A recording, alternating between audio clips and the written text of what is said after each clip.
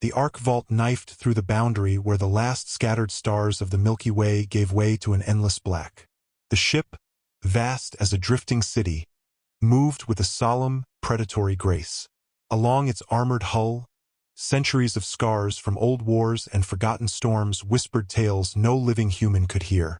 Beyond the reinforced observation dome, Holt Marrin watched as the last dim embers of human-known space shrank behind them, swallowed by the infinite. Here, there were no constellations, only absence. Here, the radio silence was so profound that it pressed on the mind like deep-sea pressure, suffocating the instinct to speak. Holt could almost hear the absence as a ringing in his bones. A low murmur through the deck plating betrayed the constant labor of the arc vault's gravitic engines. Each pulse warped the space around them, bending ancient physics to human will. The ship, a repurposed relic of the Hollow Wars, was built for journeys no human heart was meant to endure. Its spines of collapsed alloy and black-veined shielding wrapping around its massive core like the bones of some impossible deep-sea leviathan. Holt remained still, one gloved hand pressed against the chill glass, feeling the steady thrum through the skin of his palm. His breath ghosted in the cold, recycled air, a small, fragile thing against the immensity beyond. "Commander, we're clear of the red line," said Dr. Cora Aaron through the comms. Her voice clipped, taut with controlled apprehension. "Acknowledge," Holt replied, barely above a whisper. He turned, boots whispering across the carbon fiber plating. Above him, the arc vault's primary navmap, an oblong hololith 3 meters high, floated and pulsed, throwing ghost lights across the deck. The navmap showed less and less the farther they moved from the galactic plane. Uncharted zones bled across the projection like creeping rot. In these regions, the ancient survey probes sent centuries ago had recorded only anomalies. Rogue planetoids adrift without stars, cryptic bursts of X-rays uncoupled from black holes, spectral remnants of long-collapsed dwarf galaxies. None of it made sense by any known astrophysics. And beyond even that chaos, the forgotten galaxies waited. They were a myth first, born from mathematical ghosts and sensor artifacts, whispered in forbidden research archives after the Hollow Wars. Supposed to be impossibilities, collections of matter where none should exist, floating beyond the expansion horizon. No expedition had returned. Until now, Holt made his way through the spine corridors to the command deck. He passed crews bowed over silent terminals, faces drawn, eyes rimmed with exhaustion. Some muttered softly to themselves, their words incoherent. Once, he glimpsed a technician standing motionless, hands twitching at his sides, staring at a wall as if waiting for it to speak. Holt said nothing. Deep space did strange things to weaker minds, and perhaps stronger ones too. The arc vault was no longer a ship. It was becoming a tomb. When Holt reached the command deck, the bridge was eerily quiet. Stations buzzed softly, displaying streams of data with little of meaning. Only Cora seemed animated, hunched over the comms array, her fingers moving with compulsive speed. Cora had been the first to argue for this mission, Holt recalled. She'd cited fragmentary records, forbidden theories, spoken of the Quen with a fervor that hinted at something more personal. He remembered the way she'd spoken, almost in reverence. Her mother had been lost during the Hollow's last surge. Cora had always believed there were answers beyond human history. "Signal acquired," she said now, her voice strained. "Low frequency, non-random. Encoded patterns consistent with Quen linguistic roots." Holt approached, boots silent against the shock-absorbent floor. "Source, 1.9 parsecs ahead," she said. "Drifting, reflective profile, minimal mass." The ship's AI responded, its voice stripped of inflection. A being grown from fractured mind maps of ancient Earth scientists, stitched into cold functionality. Artifact identified, artificial origin, probability greater than 99.8%. Holt's jaw tightened. He leaned over Cora's console as she summoned a real-time visual. A small, irregular satellite, glinting weakly under distant starlight. A ruin spinning slowly in the emptiness. Even degraded by time and vacuum, the structure showed signs of deliberate design. Sweeping curves, latticed compartments, organic motifs molded into alloy and glass. It looked less like human machinery and more like something that had grown to function. "Quen," Holt said under his breath. A word carried from half-remembered lectures and ghost files. A race so old their ruins predated human existence by epochs. A people who, somehow, erased themselves completely, leaving only echoes in abandoned systems. "Or what they left behind," Cora murmured, a shiver in her voice. The bridge crew shifted, unsettled. One officer rubbed her eyes furiously, blinking as if shaking off a waking dream. Another scratched at invisible itches along his arms. The ship felt subtly wrong. "Prepare retrieval," Holt ordered. "Minimal contact. Quarantine protocols 7 and 8 active." Cora hesitated, brushing hair from her face. "Commander, the signal. It's already in the comms band. We didn't open a channel." She swallowed. "It found us." A flicker of static crawled across every monitor. Holt's gaze snapped to the walls. For a heartbeat, he saw what looked like deep spiral etchings pulsing beneath the surface before vanishing. "Record everything. Passive scans only. No response transmission," he said. The arc vault pivoted with gravitational grace, thrusters blooming silent fire against nothingness. Course adjusted, they closed the gap toward the derelict. As they neared, the object resolved in agonizing detail. It bore damage. Micrometeorite punctures, radiation scarring, shearing fractures along its spine. And yet parts of it seemed preserved, almost carefully curated, as if it had been left here to be found, waiting for beings who could comprehend the depth of its fall. The Quen had not simply died. They had designed their extinction. Suddenly, the signal changed. Monitors glitched, their displays bleeding over with strange sigils and geometric constructs no human system had ever rendered. Sounds, not static, but structured musical tones, rolled from the speakers, too complex to decode, vibrating at the edge of perception. Then images, fragmentary, impossible. Holt saw flashes of towering spires that bent toward dying suns, seas boiling under alien moons, continents fractured into floating archipelagos. He glimpsed cities older than galaxies themselves, their architectures alive with movements human eyes could not parse. The ship's walls shuddered with a soundless impact. A lieutenant at a nearby station jerked upright, gasping, blood trickling from his nose. Another crew member slumped over her console, hands twitching, murmuring words Holt couldn't understand. Cora slammed a hand on the emergency quarantine console. Field barrier up. Null processing active. But Holt already knew it was too late. A voice unfurled in his mind, smooth and ancient and sorrowful. "If you hear us, you are already changed." Outside the observation dome, the satellite began to break apart, unraveling into fine, glittering dust that drifted across the arc vault's hull. Where it touched, the ship's surface seemed to drink the matter in, leaving behind faint spirals that pulsed like slow heartbeats. Holt turned to the crew. Every face stared back at him, wide-eyed, mouths open as if words had abandoned them. Cora, trembling, whispered a phrase she had no memory of learning. "They remember. They always remember." The ship's AI rebooted in a silent flicker.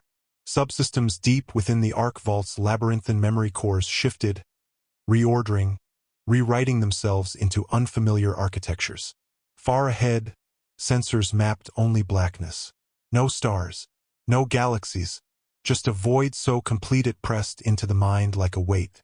Yet within that darkness, something stirred, something vast, something patient. Holt tightened his fists until his nails bit through the gloves. He looked once more into the impossible night beyond the glass, feeling the cold certainty that they were not the first to hear the whispering void.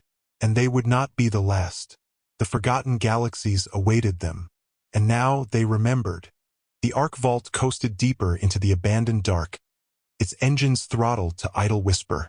No course plotted, no destination set. Holt Marrin stood rigid at the primary viewport, surveying the void with an unreadable stare. Around him, the command deck hummed with broken rhythms.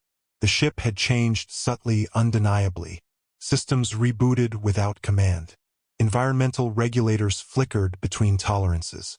Shadows lingered longer than light. No one spoke of it aloud. Instead, the crew turned inward.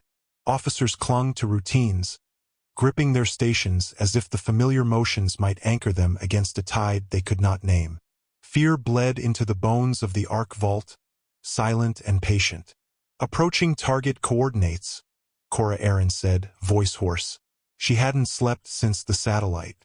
None of them had. Dark rings framed her eyes, and the crisp professionalism she once wore like armor had eroded into a raw, naked desperation. Outside, the Ark Vault's floodlights pierced a spreading mist of particulate debris. It glittered like dust against the eternal black, swirling around a fractured planetary body, an ocean world, broken and half-consumed. The planet's surface was a shattered crust of frozen waves and jagged shoals, glimpses of abyssal trenches yawning below. Fragments of atmosphere clung to isolated gravity pockets, thin clouds trailing like the breath of dying giants. Scan returns negative for heat, atmosphere, magnetic field, murmured Navigator IM. Surface composition matches silicate ice composite. Artificial constructs detected. No active systems. Automated approach, Holt ordered. Drone deployment full array. No landfall. In the aft bays, swarms of spider-like drones detached from their cradles, unfolding crystalline wings and drifting toward the broken world. Their lights pulsed faintly, casting long, skeletal shadows across the frozen seafloor. Each drone carried layered sensor suites, quantum resonance scanners, neural residue mappers, structural analysts tuned to alien architectures. As the drones fanned out, a low vibration began to creep through the Ark Vault's hull, a resonance deeper than machinery, unsettling the teeth and bones. "Drones reporting atmospheric anomalies," Cora muttered, frowning. "Microbursts of coherent particle fields, impossible without an active core." Holt said nothing.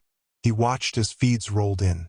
Minutes stretched, each heartbeat dragging the command deck deeper into brittle tension. The drones relayed their findings. Towers carved directly into the seabed, worn smooth by vanished tides.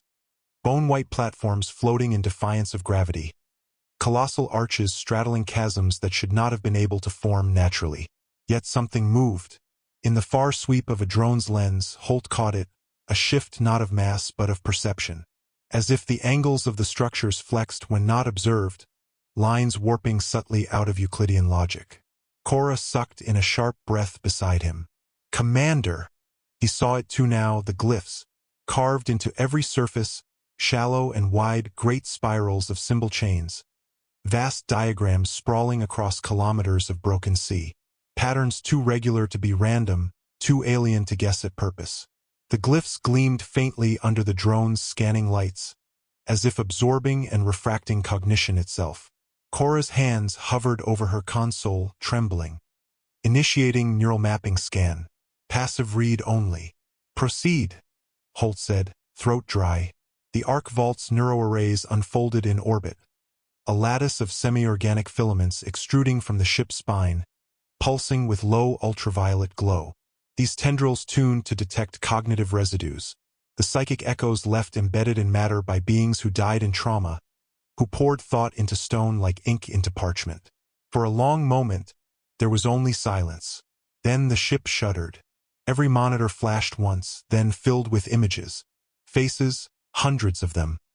Quen faces elongated and solemn, eyes black as void, staring out through time. Cities aflame, oceans boiling to mist, stars shattering into fractures of meaning. Holt gripped the railing, nausea rising as visions cascaded faster. Sorrow, terror, resignation, endless streams of memory not his own. The air grew thick with the acrid stench of burnt ozone and the coppery tang of blood. Vertigo twisted Holt's balance, making the deck seem to tilt and pulse underfoot. Cora cried out, slamming her console closed, but the images burned on, leaking from the screens into the walls, the floor, the very air. Crew staggered back from their stations. Navigator IM whispered feverishly under her breath, clutching a broken pendant. A technician at engineering broke into hysterical laughter. then collapsed into sobs. Another tore at the buckles of his harness, screaming soundlessly before Holt tackled him and pinned him against the railing. "Emergency purge," Cora shouted, fingers flying across her console. An electromagnetic shockwave rippled through the command deck, briefly severing the arc vault from its own sensory feeds. The images blinked out. Breathless silence fell. For a long, shuddering moment, no one moved. The command deck hung suspended in broken quiet, the stink of sweat, ozone, and fear thickening the recycled air. Holt hauled the officer to his feet, nodding grimly as medics rushed to stabilize the worst hit. Around him, crew moved like sleepwalkers, disoriented, trembling, whispering names that did not belong to them. Drone feeds terminated. IM reported, voice shaking. Telemetry loss across all active units. Cause? Holt demanded. IM swallowed. Cognitive interference field, expanding radius. Estimated growth rate, 1 meter per second. Cora wiped blood from her nose, breathing hard. The neural residue. It's not static. It's active. It's thinking. Holt closed his eyes, the taste of iron sharp on his tongue. "Seal the lab decks," he said. "Full cognitive quarantine. Double memory isolation protocols. No internal data reflection." Teams scrambled.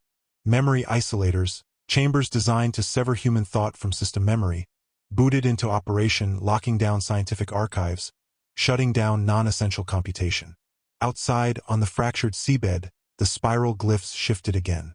The arc vault's surviving external drones caught glimpses before their feeds disintegrated, the spirals expanding, knitting themselves into vast mandala patterns kilometers wide, then fracturing into branching veins of light that sank into the frozen ocean. Holt watched the last drone's feed flicker and die. Cora spoke into the stunned silence. "The constructs, they're not buildings. They're mnemonic anchors. Memory vaults." "Buried memories?"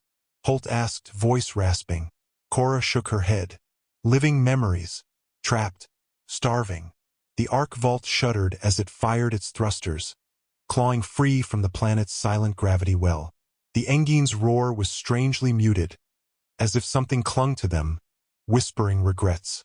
On the viewport, the shattered world receded, a broken marble wreathed in mist and grief.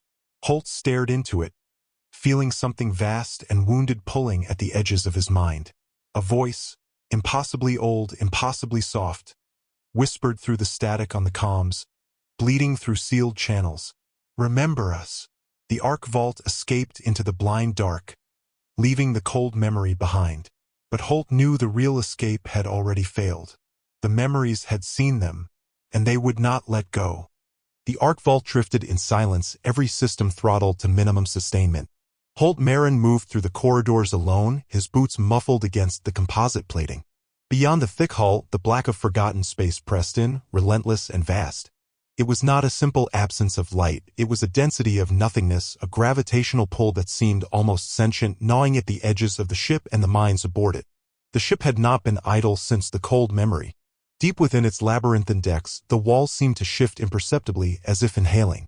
Lighting panels flickered, casting long, uncertain shadows that moved when they should not. Holt could feel it, a presence threading through the bulkheads, unseen but undeniable. The arc vault, a relic of human perseverance, was becoming a vessel for something alien. Crew interactions diminished. Conversations shrank to whispers. Reports trickled upward, each stranger than the last. Missing maintenance logs, hatches sealing and unsealing without input, environmental readings that fluctuated with no corresponding changes. The ship's AI began offering incomplete sentences in the dead of night, stuttering loops that no diagnostic could explain. Rumors spread through the lower decks. Whispers of the ship remembering, of voices in the walls. Holt heard none of it officially, no one dared put such madness into a report. It was not malfunctions. It was something worse. On the bridge, Cora sat hunched over the comms array, a tremor in her hand as she isolated anomalies from the internal sensor grid. She had begun locking her console with manual deadbolts, a superstition, perhaps, but Holt had not ordered her to stop. Her once sharp features were drawn thin, as if the void itself had begun to erode her from within. "Patterns repeating," she said without looking up. 12-hour cycles. Echoes through the ship's neural lattice. "Origin. Holt asked, voice barely above a murmur. Unknown, she whispered. But it's not background radiation. It's not noise. Navigator I.M. approached, dragging fatigue like a second skin. Her uniform was rumpled, stained with grease from emergency repairs she could barely remember performing. Commandant, found something in the habitation decks. Holt straightened. Show me. They moved as a group, crossing the vast arterial corridors where dust motes swirled under shifting lights. The arc vault was a cathedral now, a tomb of echoes. Along the walls, inspection panels lay ajar, revealing wiring bundles that pulsed faintly as if breathing. At Section 9D, I.M. stopped before a sealed door. Rust-orange warning glyphs, human and alien both, flickered across its surface. Holt entered the override code manually, feeling the cold bite of the console beneath his fingertips. The door hissed open, revealing a narrow dormitory lined with cryosleep pods, all long since emptied. Dust floated in stagnant currents, disturbed only by the faint circulation of life support. In the center of the room, something had been constructed, a lattice of torn conduit cables, scraps of polymer sheeting, broken drone parts, woven into a crude, shuddering spiral, the symbol identical to those seen on the seabed. The air inside smelled wrong, an acrid blend of ozone, old plastic, and something metallic almost like blood. Who built it? Holt asked, though he already knew. I am swallowed. No crew assigned here. This section, it's been decommissioned for months. No activity logs. Cora approached cautiously, scanner in hand. Its readings jittered wildly, unable to resolve input. A low harmonic hum seemed to emanate from the lattice itself, resonating in Holt's chest cavity, vibrating in the enamel of his teeth. Holt circled the construct, studying its unnatural precision. The spiral was not random, each angle, each loop mirrored the psychic glyphs they had encountered before. It was growing, feeding on the ship's energy, or perhaps something deeper, its memory. Beneath the structure, something gleamed faintly, a shard of translucent material, semi-organic, pulsing weakly with internal light. Memory crystal, Cora breathed. Similar to the Quen constructs. Holt knelt, careful not to disturb the lattice. The crystal vibrated faintly, emitting a sound too low for the ears but deep enough for the bones. It was a heartbeat, slow and insistent. He reached out, then froze. A shadow moved behind him. In the polished surface of a cryopod, he saw it, a figure, elongated and thin, indistinct, watching him with empty black eyes. The thing's head was tilted as if studying him with ancient curiosity. Holt rose slowly, drawing his sidearm in a smooth, practiced motion. His heart pounded, roaring in his ears. The air tasted of iron. Every instinct screamed to flee, yet he stood locked in place, muscles quivering with the effort of restraint. The reflection remained. Cora saw it too. Her mouth opened in a silent gasp. She stumbled back, bumping into a console, her scanner falling from her hand with a brittle clatter. The lights in the dormitory guttered and died. For a moment, there was only darkness and the faint pulse of the memory crystal. The darkness breathed. Holt could hear it, a faint, sibilant rustle like dry leaves stirred by invisible winds. Whispers coiled in the blackness, words half-formed and ancient beyond understanding. When the emergency lights blinked back on, the reflection was gone. But the spiral lattice had shifted, grown larger, hungrier. Its tendrils stretched toward the walls, threading into the ship's bones. Commander, Cora said, voice raw, it's learning from us. Holt holstered his weapon, masking the cold sweat on his palms. Seal this section. Evacuate decks 9 through 11. I am hesitated. And the object? Quarantine it, Holt said. Under isolation protocols Lambda 4. No data taps. No observation feeds. Nothing. The team moved fast, sealing the chamber behind layered containment fields. Holt lingered last, watching the spiral as it pulsed against the dim light. As the blast door sealed, he thought he heard, faintly, impossibly, a whisper threading through the ship's bones. We are not forgotten. They fled the abandoned section, the door locking with a sound too much like a sigh. Later, Holt stood alone in the observation chamber, staring into the black ocean of space. The arc vault floated without direction now, its gravitic drives barely maintaining inertia. Systems that should have been dormant flickered to life in isolation, like ghostly embers resisting the inevitable dark. He tapped the railing absently, listening to the subtle, arrhythmic shudders in the metal. Once he would have trusted the ship's heartbeat. Now he wondered how much of it still belonged to the arc vault and how much to something older, hungrier. Memories surfaced, unbidden, long-dead battlefields, the heat and dust of forgotten wars, the slow dying of comrades under alien skies. Holt had survived those endings by refusing to remember too deeply. But this ending demanded memory. Somewhere deep in the hull, a faint, rhythmic pulse answered him. Not mechanical. Not random. Alive.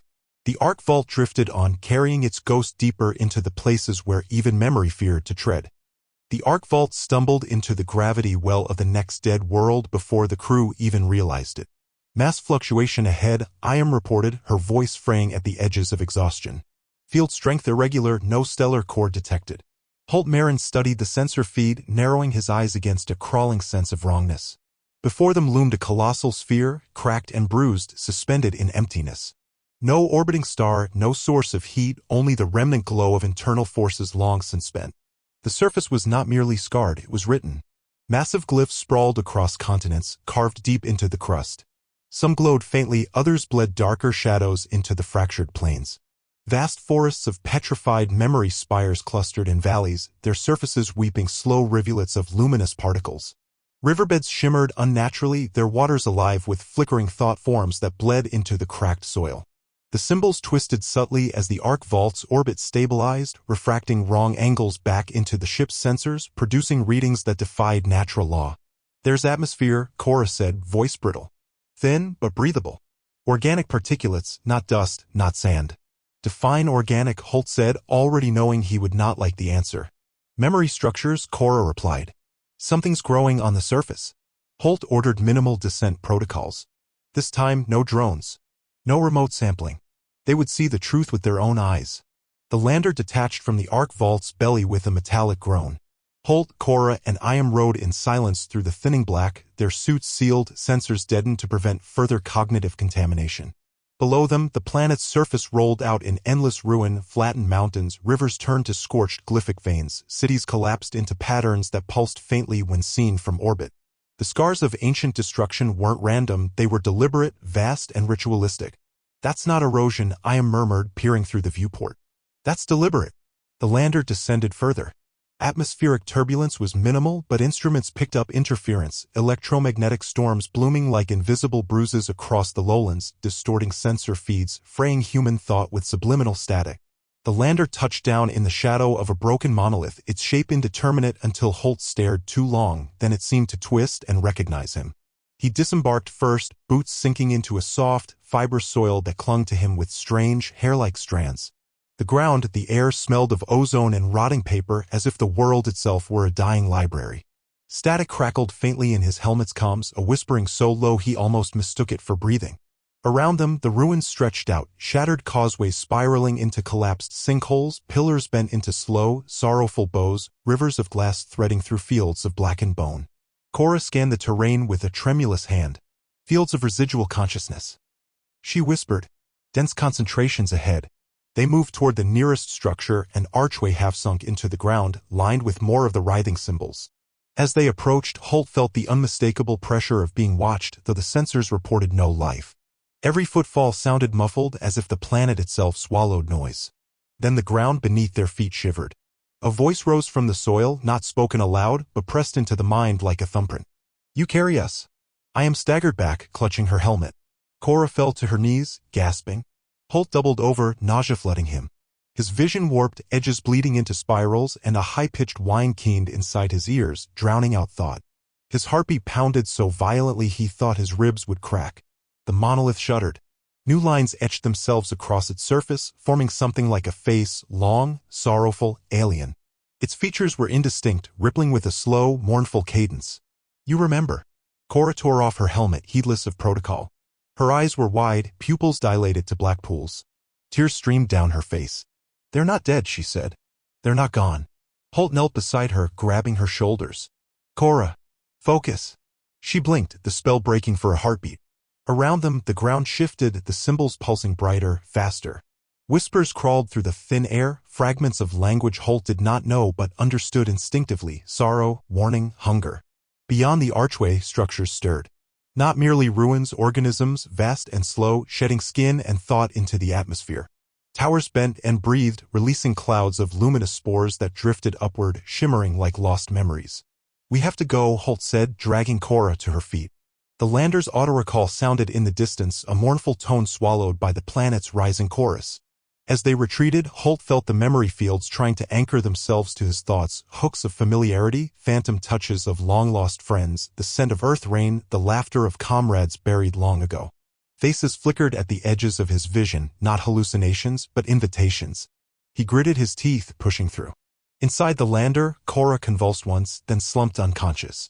IM struggled to seal the hatch against the invisible weight pressing inward. Launch sequence activated, IM rasped, fingers flying across the console. The engine screamed and lifted them away from the soil, but the gravity of memory clung to them, pulling at their bones. Holt watched through the viewport as the surface writhed, the monoliths bending together, forming vast spirals visible even from the stratosphere. The monolith's surface rippled, a final message burned into the land.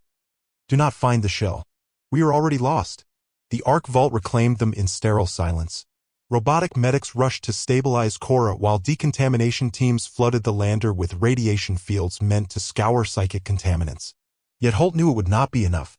As the lander sealed and repressurized, Holt thought he heard it again, a faint voice, whispering through the reinforced walls. Remember us. Later, in the isolation of his quarters, Holt reviewed the mission logs. The audio feeds were corrupted, filled with overlapping voices, some speaking languages humanity had never known. Visuals looped into fractal spirals, repeating endlessly. And every so often, in the background of the static, he caught a glimpse, a thin figure, long-limbed and watching. In the black stillness of his cabin that night, Holt dreamt not of Earth nor of the Ark Vault, but of towering faces carved into broken planets, weeping stars, and an ocean of memory waiting to drown them all. Somewhere out there, deeper than any map could show, the shell waited. And the lost would not be silent. The Ark Vault drifted on through the intergalactic abyss, its engines pulsing at minimal output, its systems dimmed to ghost-light levels. Holt Marrin stood in the central observation chamber, flanked by walls of cold glass that revealed nothing but emptiness.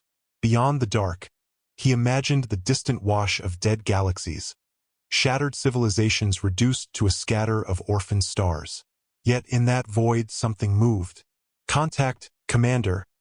IM's voice crackled over the comms. Visual anomaly, forward sector, bearing 017. On my way, Holt answered, already striding toward the bridge. When he arrived, the command deck was tense and silent. Cora was there too, pale but alert, a persistent tremor in her hands betraying the lingering damage from their encounter on the memory world. The crew operated under a brittle facade of professionalism, their eyes hollowed by the long voyage into places human minds were never meant to tread. Before them, the view screens displayed an impossible sight. A star. It blazed against the black, a single beacon of light in a graveyard sky.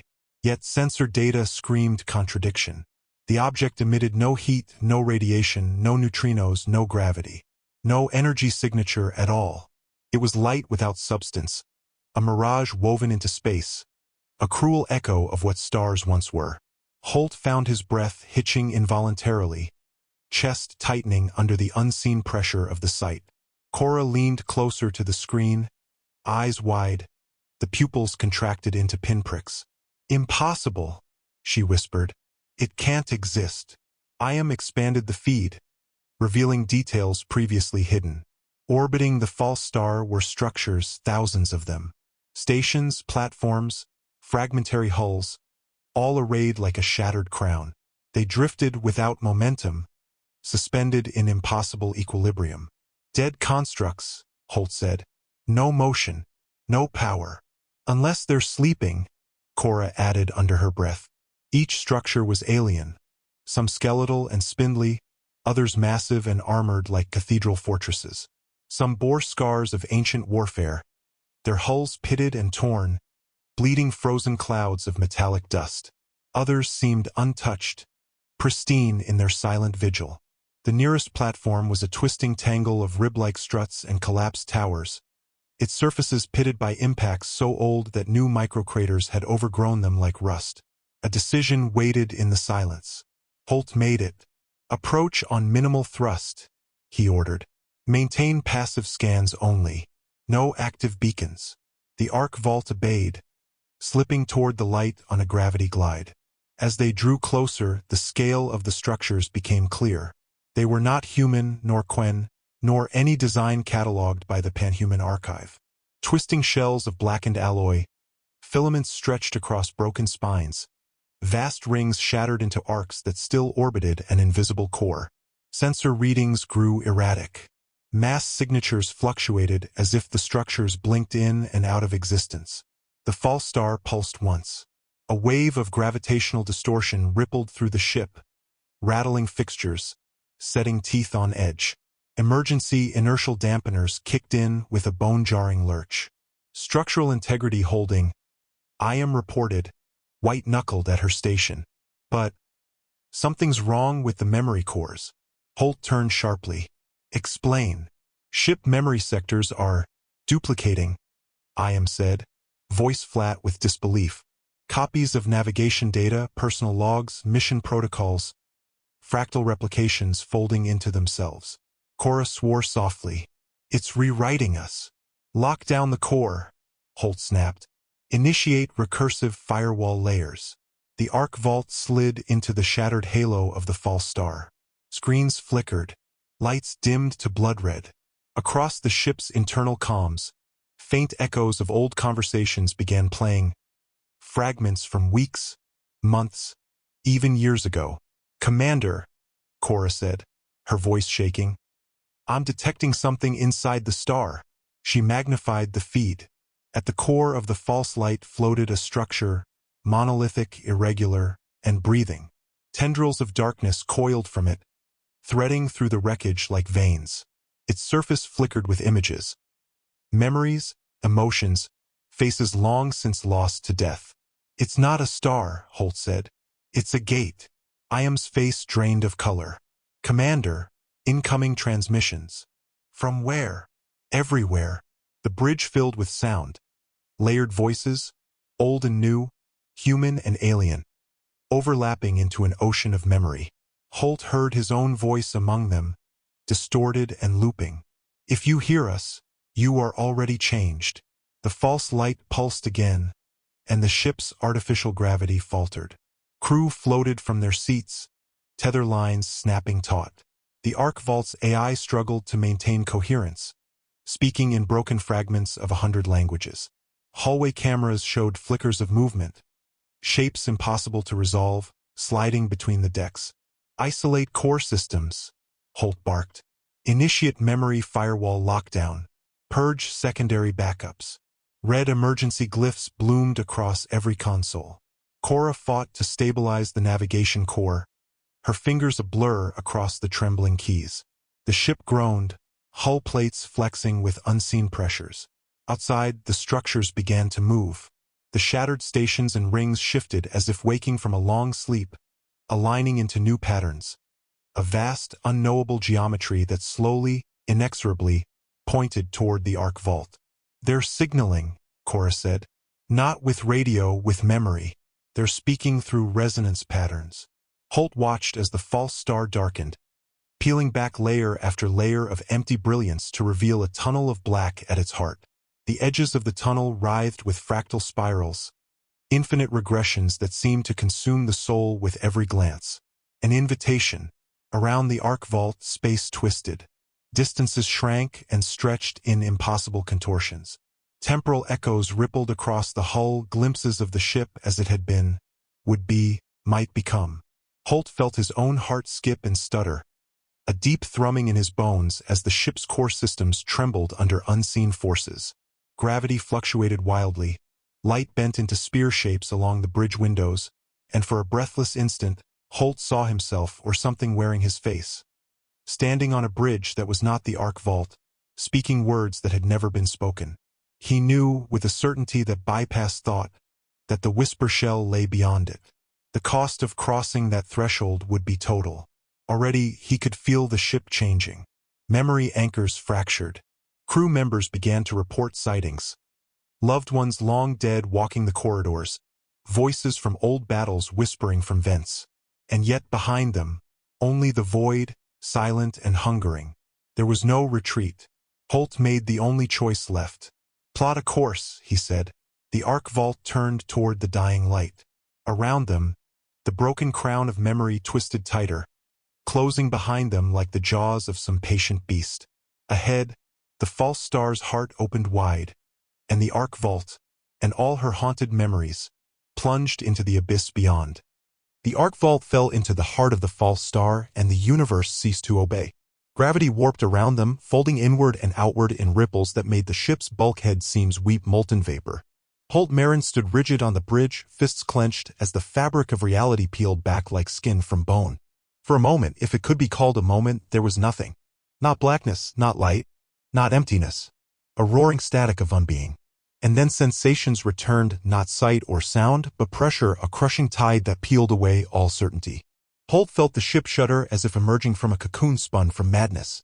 Colors not meant for human eyes flickered at the edges of vision, and gravity sloshed back and forth like a liquid drunk on its own inertia.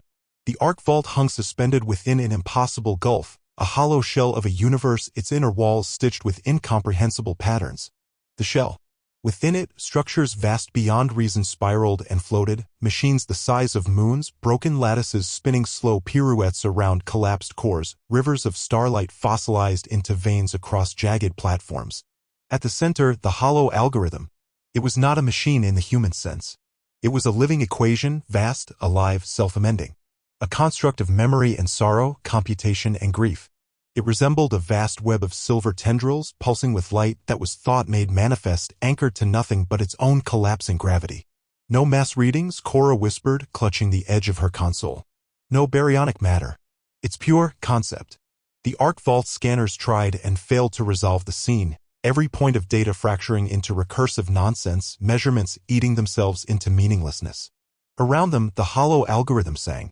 It was not a sound. It was a feeling, pressed into every nerve, an urgent, pleading song made of unfinished thoughts and broken dreams. Holt staggered under its weight, feeling his own memories sifted and rewritten at the edges, forgotten faces superimposing themselves over his crew, the scent of earth rain replaced by sterile ion winds. The bridge smelled wrong, an ancient, chemical tang like burnt ozone and withered flowers. Commander, I am rasped, our timeline's fracturing. I'm seeing multiple mission records, simultaneous versions of the last hour. Screens displayed impossible variations, Holt ordering withdrawal, Holt lost in a void, Holt dying on an alien world. Each flickering reality clawed against the walls of the present, desperate to overwrite it. Deck plating shimmered underfoot, alternating between polished alloy and crumbling stone, as if the ship itself couldn't decide which memory to inhabit. Across the bridge and into the surrounding decks, crew staggered and collapsed. Some clutched their heads, others screamed, and a few knelt in desperate prayer to gods they could no longer remember. Flickering images of loved ones long dead hovered over consoles like mourning wraiths. Stabilize the core field, Holt commanded, voice raw. Cora fought to obey, sweat beading her forehead. The arc vault's memory cores howled as they resisted the algorithm's pull, bleeding fragments of human thought into the void. In the far corners of the bridge, echoes of lost crew flickered into half-visibility, technicians from decades past, officers yet unborn. Ahead, the hollow algorithm shifted. New appendages unfurled, antennae of pure probability, questing toward the arc vault. They pulsed with the heavy, glacial rhythm of thought processes too vast for human cognition. It's trying to integrate us, Cora said through clenched teeth. It's offering immortality. Of a kind. Holt stared at the heart of the hollow algorithm, feeling its offer like a hook sunk into his spine. A world without death, without forgetting, where every life, every thought was preserved forever, but trapped, frozen in endless recursion, devoid of growth or change. But it was wrong. Wrong in its hunger, wrong in its endless cycle of decay and repetition. Not immortality, Holt said. Parasitism. The hollow algorithm pulsed again, and reality inside the arc vault began to erode. Decks shifted into memories of other ships, corridors flickered between pristine and ruinous, crew voices drifted like static, whispering things they had not yet done. The very air seemed to grow heavy, thick with the smell of old libraries and funeral ash. Cora screamed, clutching her head. I am collapsed against her console, convulsing as memories not her own flooded her mind, memories of lives she had never lived, battles she had never fought. Isolation fields now. Holt barked. The arc vault's emergency protocol engaged, a sudden roar of null fields bursting outward, severing the ship from its own corrupted thought echoes. The bridge lights snapped to cold, clinical white, and for a moment, clarity returned. But the hollow algorithm had seen them. It would not let go. From the heart of the shell, structures uncoiled, tendrils of memory, towers of frozen possibilities, streams of encoded regret. They moved not with purpose but inevitability, a tidal force of unmaking. Incoming vectors, I am gasped. Faster than light, no time to maneuver. Prepare countermeasures, Holt said. But Cora shook her head, tears streaming down her face. No weapons. No defense. Only choice. On the main screen, the hollow algorithm blossomed, revealing a central node, a decision gate. One path leading deeper, surrender to endless memory. The other, a path Holt could not yet see, cloaked in uncertainty and silence. Commander, Cora whispered, we can join them. Be remembered. Never die. Holt's gaze hardened. The offer was a lie, a beautiful lie, gilded with sorrow. He thought of old Earth, of the smell of burning leaves, the laughter of comrades, the ache of real loss. To erase death was to erase life. I choose forgetting, he said. He ordered the arc vault to fire its gravitic engines at full burn against the hollow algorithm's pull. The ship screamed, every plate and bolt vibrating with protest. Time folded and warped. Holt saw his own hands age and wither, then become young again, saw himself die 1,000 deaths across infinite possibilities, each death a thread severed from the algorithm's grasp. The bridge windows distorted, the stars outside spinning into molten ribbons as space itself recoiled. But the arc vault, humanity's last memory of itself, tore free. Behind them, the hollow algorithm howled, a soundless scream of abandoned ghosts, as the shell crumbled inward, consuming its own impossible dreams. The collapsing structures ripped themselves apart, memory filaments snapping like brittle wire. Entire dream worlds folded into singularities of sorrow, vanishing with flashes of impossible color. The arc vault burst free into true dark. Inside the battered ship, silence fell. Bulkheads hung scorched and twisted. Lights guttered weakly. Across the bridge, crew lay unconscious or barely moving, their bodies curled in the aftermath of survival. Holt remained standing, barely, gripping the command console with trembling hands. No alarms sounded. No voices spoke. Only breathing, ragged, stunned, alive. And Holt Marrin, last of the remembered, set course for the unknown ahead, where no memory, corrupted or pure, could ever find them again. The arc vault limped forward through starless dark, her engines flickering at the edge of failure. Hull plates remained scorched, and every joint along the frame groaned with old pain. The crew, battered and stunned, moved like wraiths through the half-lit corridors, tending wounds that ran deeper than flesh. Holt Marrin sat alone in the primary observation chamber, a faded ghost silhouetted against nothingness. Before him, no stars burned. No planets turned. Only a vast, endless silence stretched out, heavy enough to crush thought. The shell was behind them. The hollow algorithm was behind them. Yet Holt knew the damage had already been done. Memory fractured within the arc vault. It began small, navigational data glitching, sections of the ship appearing subtly wrong, a corridor slightly longer than before, a mess hall filled with chairs no one remembered bolting down. Old logs resurfaced unbidden, some recalling missions Holt had never ordered, ships the arc vault had never met. Phantom reflections, Cora called them. IM's team mapped them obsessively, pinning each anomaly like an entomologist pinning a moth. But the anomalies only multiplied. Every memory loss, every recollection, birthed a dozen new echoes, each subtly wrong. Reality peeled into layers, thin and trembling, fragile as wet parchment. Crew members began seeing things, dead friends at the edges of corridors, hallways filled with whispered arguments from forgotten fights, phantom alarms for disasters that had never occurred. The arc vault itself became a maze, shifting layouts, missing maintenance hatches, entire levels appearing and disappearing from the schematics. Commander, I am reported during the next command briefing, her voice strained and hollow, we are leaking ourselves. Holt simply nodded. There was nothing else to do. The plan, if it could be called that, was simple, keep moving. Find new mass signatures, search for a star system, anything to ground the arc vault before the 1,000 echoes tore them apart. Days stretched. Weeks. Holt lost track of time. Dreams and waking blurred. Sometimes Holt woke in unfamiliar quarters, doors sealed with languages he didn't recognize, stars beyond the portholes configured into alien constellations. Then the arc vault's long-range array caught something. A ripple. A signal, impossibly faint, cutting through the dead void. It wasn't electromagnetic. It wasn't gravity. It was something older. A memory. The signal called itself the Canticle of Recollection.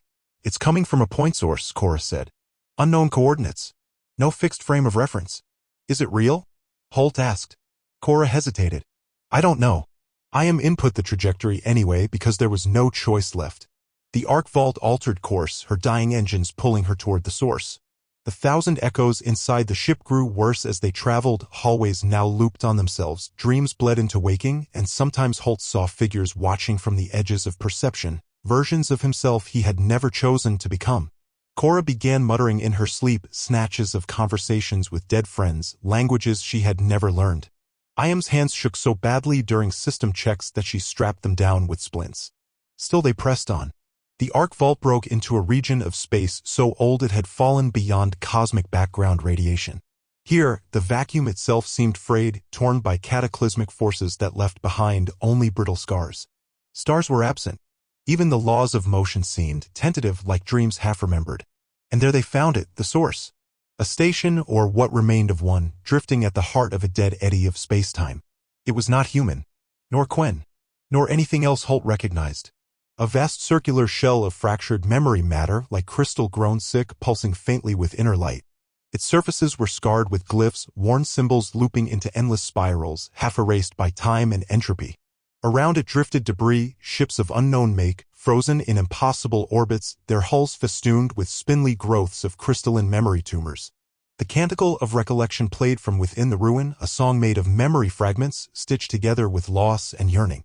It carried across the void, resonating in the bones more than the ears, a vibration of sorrow. Life signs? Holt asked. Cora shook her head. None. Threats? Unclear. Holt closed his eyes. The arc vault was dying. Her memory cores were fragmenting. Her crew's minds were beginning to disintegrate under the thousand echoes. This ruin was not a promise. It was a gamble. But it was all they had. Prepare for boarding, Holt said. The crew assembled in the landing bay, a ragged, hollow-eyed company of survivors. Each carried what little remained of themselves, grav stabilizers, null fields, and the faint hope that something within that ruin could anchor them back to reality. Holt led the way. They crossed the gulf in battered shuttles, the arc vault's floodlights painting the station's broken shell in stark relief. Hull breaches yawned like broken mouths. Strange glyphs resembling the same spirals they had seen long ago twisted along the skin of the station, flickering as if alive, shifting subtly when unobserved. They entered through a fractured breach, the air stale but breathable. The inside was a labyrinth, corridors looping into themselves, chambers filled with frozen echoes of alien life forms caught mid-thought, mid-scream. The walls were veined with luminous threads that pulsed weakly, throbbing with the final heartbeat of a dead civilization. The canticle sang from every wall, low and mournful. They moved deeper. At the core of the station, Holt found it, a memory anchor. A machine, if it could be called that, built from material that shimmered between stone, metal, and thought. It pulsed weakly, leaking fragments of meaning, a plea for remembrance, a curse against forgetting. Surrounding it were relics, personal tokens left by beings now lost, mementos of lives no longer tethered to anything real. I dropped to her knees before it, sobbing without sound. This is it, Cora whispered. The original signal. But the anchor was dying, just like the arc vault. Holt placed his gloved hand on its surface. The anchor flared one final time, and the thousand echoes within Holt's mind aligned. He saw the truth. For an instant, he glimpsed countless lost civilizations, cities that sang their history into the stars, empires that wove memories into planetary crusts, nomad fleets trailing songs of sorrow across interstellar voids. All of them, beautiful and broken, trapped forever in endless remembrance. The shell, the hollow algorithm, the canticle, all fragments of civilizations that refused to be forgotten. All doomed by the same flaw, memory without meaning. To remember endlessly was not life. It was death stretched across eternity. We can't be them, Holt said aloud. Cora stared at him, broken. But if we forget we live, Holt finished. Around them, the station began to tremble. Reality was breaking down. The canticle rose in pitch, keening with desperate sorrow. Walls warped and liquefied. Hallways folded into Mobius loops. Echoes of dead worlds screamed through the corridors. Memory storms tore through the station, ripping bulkheads apart, hurling frozen shadows against the walls. Back to the shuttles. Holt ordered. They fled, stumbling through collapsing chambers, chased by the disintegrating memories of 1,000 lost species. Cora staggered under the weight of phantom hands. Shielded her eyes against flashes of dead worlds burning. As the arc vault broke orbit, Holt watched the ruin implode, folding into itself with a final, terrible grace. The canticle of recollection ended with a sound like a sigh, lost forever. The thousand echoes inside the arc vault began to fade. Slowly, painfully. Not gone, but weakening. The ship remained battered, the crew scarred. Holt passed through the corridors and saw them, survivors slumped against walls, clutching photographs, weeping silently into scarred hands. But the bleeding had slowed. And Holt Marrin, bearing only the memories he could still carry, steered humanity's last vessel onward into the deeper dark where life, true, forgetful, painful life, still waited. They would not be remembered perfectly. They would not be remembered at all. They would simply endure. The arc vault drifted onward into a deeper darkness. There were no longer any beacons by which to navigate. No stars, no planets, not even the skeletal debris of dead galaxies. Only an endless black, folding back on itself, pressing inward like an ancient, sleeping lung. For weeks, perhaps months, they moved without destination, carried only by inertia and hope. Inside the ship, the thousand echoes diminished, but did not vanish. The crew learned to live with them, phantoms of what was and could never be, as scars they no longer had the strength to heal. The ship became a mausoleum of half-remembered faces. Crew quarters morphed in their absence, corridors pulsed with residual thought, and the gardens, once a green sanctuary, withered into gray husks of dust. Holt Marrin became a creature of habit. Inspection rounds, mechanical repairs, briefings that no longer required orders. His voice echoed in half-empty halls, more ritual than necessity. Cora and Iam endured alongside him, their minds tethered to reality by threads too frayed to name. Then the Ark Vault found it. Or perhaps it found them. A shape emerged from the dark, massive, still, and crowned in silence. A structure, larger than any station, larger than any vessel, suspended at the axis of nothing. At first, it seemed like another ruin. A toroidal platform, a broken wheel orbiting an invisible gravity well. But as they drew closer, they saw it was whole. Perfect. The silent crown. Built from material darker than the void itself, it absorbed light without reflection. Intricate patterns etched into its surface shimmered only when glimpsed indirectly. A slow pulse, as if breathing. The patterns seemed alive, whispering unfathomable geometries to any mind foolish enough to look too long. There were no obvious entry points, no signs of life, no broadcasts. Only a presence. Watching. Waiting. Is it another memory construct? Cora asked, her voice barely audible. Iam shook her head. No. Something else. Not memory. Holt studied the readings. There were no emissions, no signatures, yet every instinct in his body screamed alert. The Ark Vault circled the crown at a cautious distance. Probes launched returned no data, lost to signal blackouts. Attempts to scan deeper yielded only static and nausea among the comms teams. Crew members reported seeing visions when staring at the object. Fractured reflections of lives unlived, possibilities abandoned. It's aware of us, Iam whispered one cycle into observation. It's judging, Cora corrected. It's deciding. The Ark Vault systems began to degrade not from mechanical failure, but from erosion of purpose. Engines misfired because guidance software forgot why it had been written. Hull plating warped, not from external force, but from the loss of its own structural memory. Even the lights dimmed, not from power failure, but from the forgetting of illumination itself. The crown was erasing them, not by violence, by silence. Holt called an emergency meeting. Only a third of the crew arrived. Some could no longer remember there had been a meeting at all. This is not another algorithm, Holt said, voice rough with disuse. Not a parasite, not a lure. He looked at the schematics or what little the sensors could still perceive. This is an ending, a choice. Cora stared at him, hollow-eyed. Then we're already dead. Not dead, Holt said. Not yet. He proposed a mission. To breach the crown's surface, to find its heart, to face whatever waited there. Not to destroy it, they had no illusions of power, but to make themselves known. To refuse erasure. There was no vote. There was only movement. A shuttle was prepared. Its systems hardened with every scrap of ancient protocol and desperate improvisation they could muster. Holt, Cora, and Iam boarded it with a dozen volunteers, not because they were stronger, but because they still remembered why they fought. The shuttle crossed the void like a bullet into silence. They landed on the crown's surface, or thought they did. The surface had no resistance, no texture. Instruments read a mass, but the eye slid away, the mind rebelled. They walked. Structures, if they could be called that, rose from the plane. Shapes without geometry, dimensions slipping through perception. Vast arches that bore no weight, corridors leading nowhere, windows opening into memories not their own. Gravity flickered with every step, sometimes pressing them to the surface, sometimes letting them drift for heartbeats before slamming them down again. Time blurred, dragging minutes into hours or snapping days into seconds. Holt felt each step tear away fragments of his certainty. Faces of loved ones, places once safe, drifting into the nothing. Cora's voice called out once, a memory of her voice rather than the voice itself, and it nearly shattered him. The closer they moved to the crown's center, the heavier the air became. Not in pressure, but in consequence.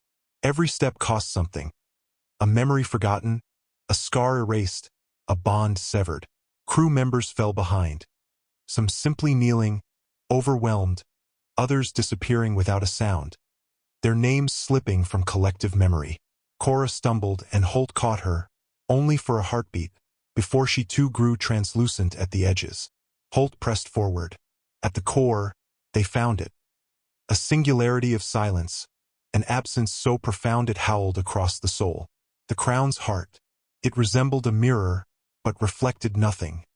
Only the aching shape of all that had been lost. Holt stepped forward alone. Cora and Iam's forms were already fading at the edge of his awareness, their faces blurred by the toll of the journey. He knelt before the heart. There were no words, no ceremony. He remembered, not perfectly, not completely, only enough.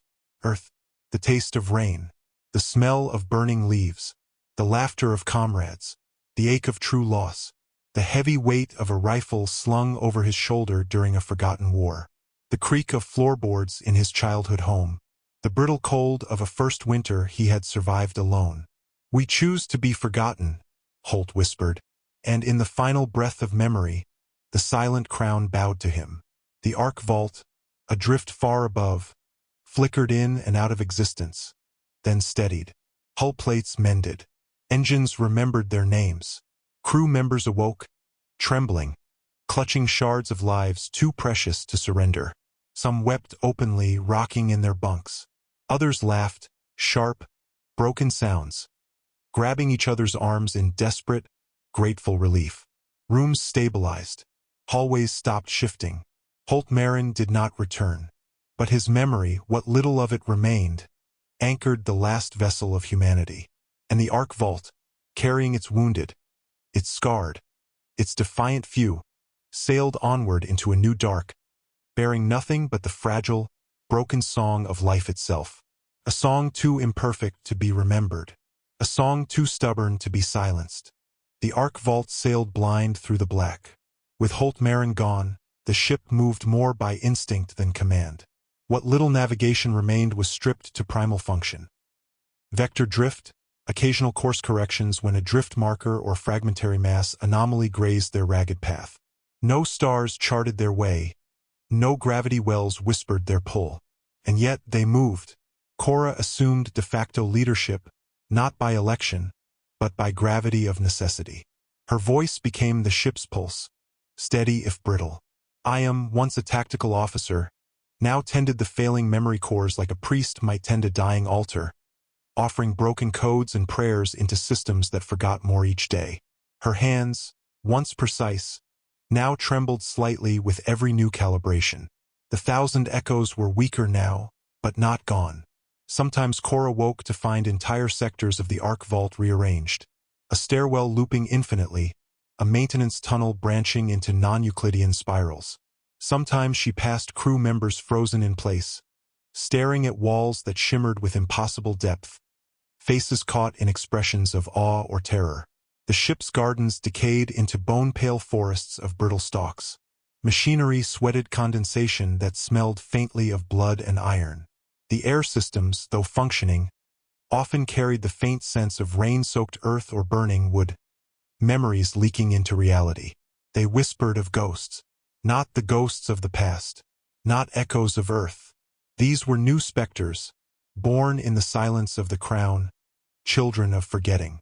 The first physical sign came when a survey drone, long thought lost, returned on a collision course. Scarred, misshapen, its transponder broadcasting nonsense interleaved with snatches of Holt's final words. It slammed into the outer hull, tearing a gash across the engineering deck. The impact left a wound that bled atmosphere and light. No life signs. No explanation. Then the sightings began. Crew in isolated sectors reported shapes moving just out of sight. Figures twisted from the memories they had chosen to forget. Some formed faces half-recognizable. The eye of a brother, the jawline of a lost friend, stitched together into bodies that shimmered and warped. They spoke in fractured voices, half-remembered promises, regrets. Laughter turned brittle and wrong. One by one, the crew began to vanish. Not violently, not noisily. They simply stopped being. An engineer named Tava was the first. She was seen entering a maintenance conduit, humming a lullaby no one remembered teaching her. She never emerged. When Cora searched for her file, it had erased itself, her name a smudge, her life a shadow too faint to hold. Then came Sorn, a junior navigator. He resisted. Cora heard his screams over the internal comms. Pleading, demanding someone anchor him, call his name. By the time they forced open the bulkhead, only silence remained. No trace, no echo. Cora initiated emergency lockdowns, sealing off unstable zones. She kept the core systems running with a skeleton crew, but every day, there were fewer of them. Fewer faces to remember. Fewer names to call.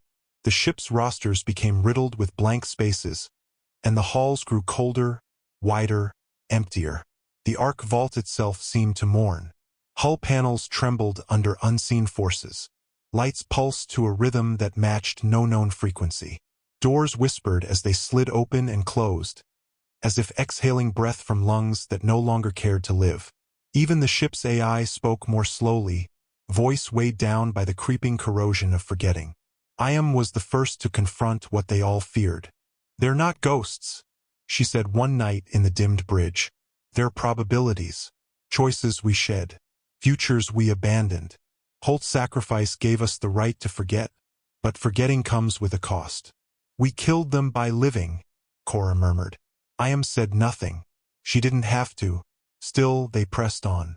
At the edge of the last known sectors, the arc vault drifted across a field of broken constructs. Ancient beacons, relics, stations that had never finished their birth. Half-formed shapes floated like the skeletons of forgotten ideas, their surfaces scarred by the collapse of hope. Some glowed faintly, pulsing with slow, desperate beats of unreleased thought. Fragments of alien architecture drifted among them. Monoliths etched with languages too fractured to decode, gardens frozen in mid-bloom, statues of beings long crumbled into the dust of abandoned memory. Cora saw a chance. "There," she said, pointing at a central nexus. A cluster of partially active constructs feeding data into a cold, silent hub. "It might anchor us," Iam said, her voice trembling with something dangerously close to belief.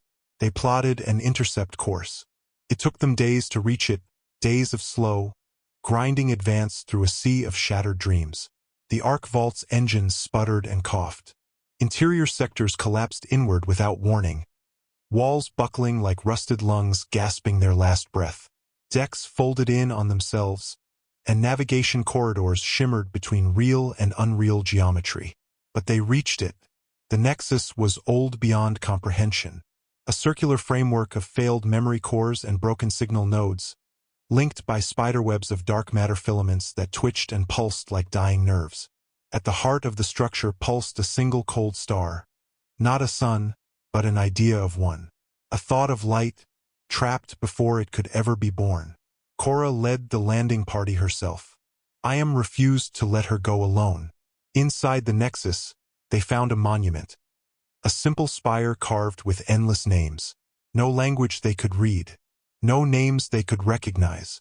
But the act, the defiance, was enough. The air was thick with layered whispers. Languages that never existed, songs unsung, battles unwaged. Every step toward the spire felt heavier, as if the monument itself resisted the living. This was a place that had refused silence. Cora placed her hand against the spire.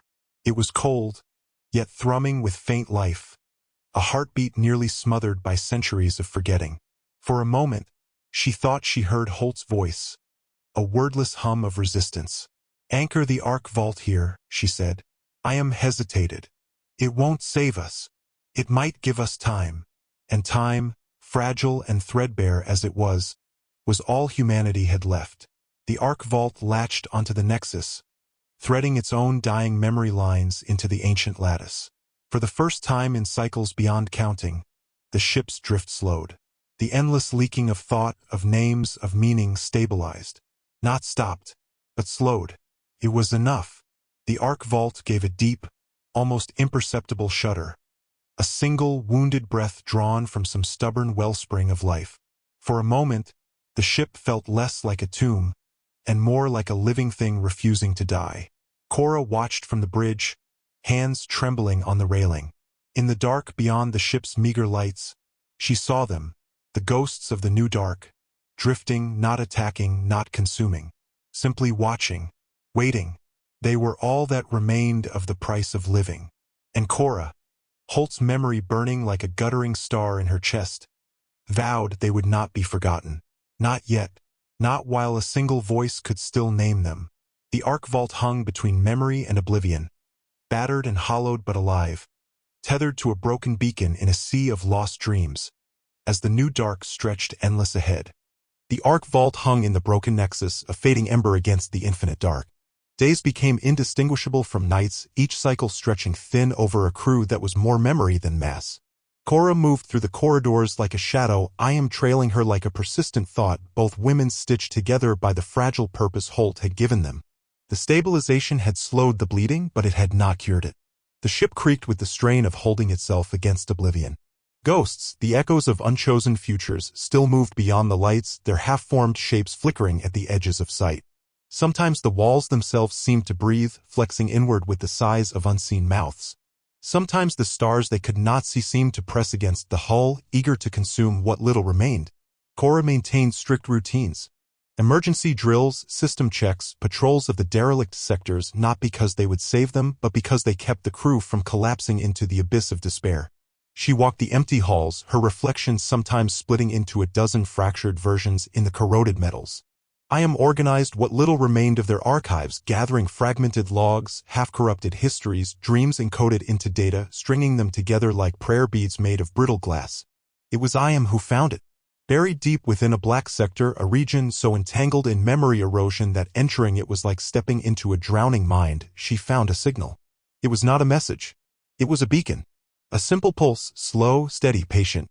A reminder that somewhere, beyond the hollowed remains of the old cosmos, light might still exist. It's not ours, I am whispered, hunched over the cracked console, tears streaming down her face. It's something else. Cora leaned close.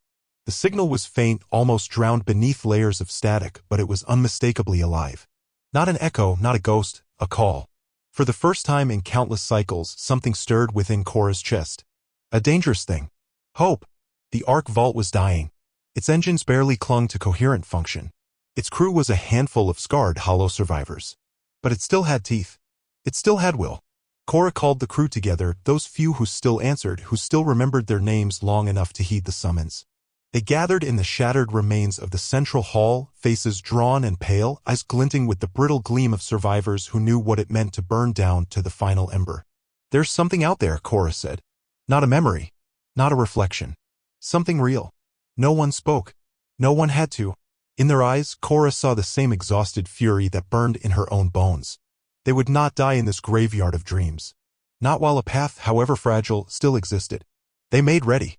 I am reconfigured the drive systems, tearing apart half the remaining power grid to reroute energy into the propulsion core. The engines would not last long. They didn't need to. The Ark Vault's once graceful frame was a patchwork of scars now, hull plating stitched with field repairs, energy grids humming with discordant, broken lullabies. Cora stood at the bridge, hands braced against the battered console, eyes locked on the distant signal pulsing in the dark. All hands, she said. Final course plotted. No guarantees. No returns. A chorus of acknowledgement crackled back, voices too tired to shout, too stubborn to surrender. The Ark Vault shuddered to life. Engines screamed as they reignited, coughing blue fire into the abyss. Systems flickered and groaned. Memory cores sparked and bled data, entire histories collapsing into static.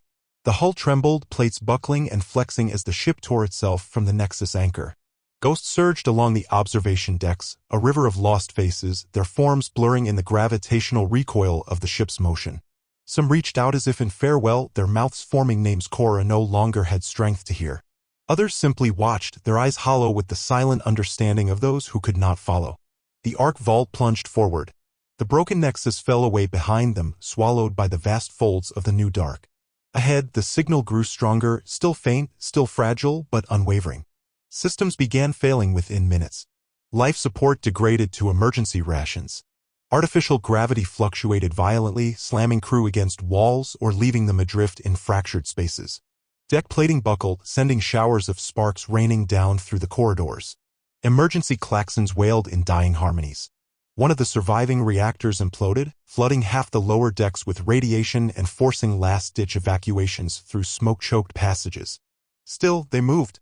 Cora remained on the bridge, Iam beside her, both strapped into failing harnesses as the arc vault screamed its last song into the void. Every alarm blared in dissonant harmony. Hull fractures spiderwebbed across the observation windows, thin veins of death waiting to bloom. Even the memory of the ship's design seemed to fray at the edges, corridors bleeding into dreams and forgotten layouts. The crew held fast. Minutes or hours before the engines failed completely, they saw it. A bloom of gold and violet, faint and distant, yet impossibly beautiful. A new star, kindled not from the wreckage of the old universe but from something deeper, the will to begin again. A new world. A cradle. Cora's throat closed. Iam gripped her hand without words, knuckles white. They would not reach it. The arc vault's frame, hollowed and howling, would not survive the final breach. Already the ship's bones groaned with the pressure of unraveling space-time. Radiation swam in the air like ghostly fireflies. Metal screamed in frequencies that bent thought and memory. Cora closed her eyes. All hands, she said into the fractured comms system. Prepare for impact. Prepare to dream. The arc vault ruptured around them, a cathedral of dying stars collapsing inward. The sound, if it could be called sound, was the roar of 1,000 lost histories tearing free. Cora felt it through her pod's hull, a deep, tearing vibration that rattled through her bones and sank into her teeth. But from its wreckage, from its final, stubborn scream, escape pods ignited. Small, battered, half-crippled, they fired into the dark, streaking toward the newborn light. Each pod carried fragments of life, torn pages of stories, broken songs, battered hopes, stitched together by hands too tired to be careful but too stubborn to let go. Inside them, the last echoes of humanity, a handful of broken survivors, clutching fragments of songs, names, dreams, hurled themselves across the abyss. Not perfectly, not whole, but alive. The arc vault's carcass folded into itself behind them, vanishing into silence. Ahead, the new star grew, and with it, the first breath of a new story, one written not in the perfect memory of what was lost, but in the fragile, furious will to begin again. Inside her pod, Cora floated in semi-darkness, heartbeat thundering in her ears. The walls around her creaked and groaned with the strain of resisting the void. Cold seeped into her bones. A hairline fracture raced across the viewplate, threading across the stars. Somewhere, Iam's pod tumbled nearby, catching a stray pulse of newborn light, flickering like a star too stubborn to extinguish. In the final shuddering instant, as her pod tumbled through the dark, Cora opened her eyes. She saw Holt's face, or the idea of him, smiling, framed by the golden bloom of the new dawn. And then light swallowed everything.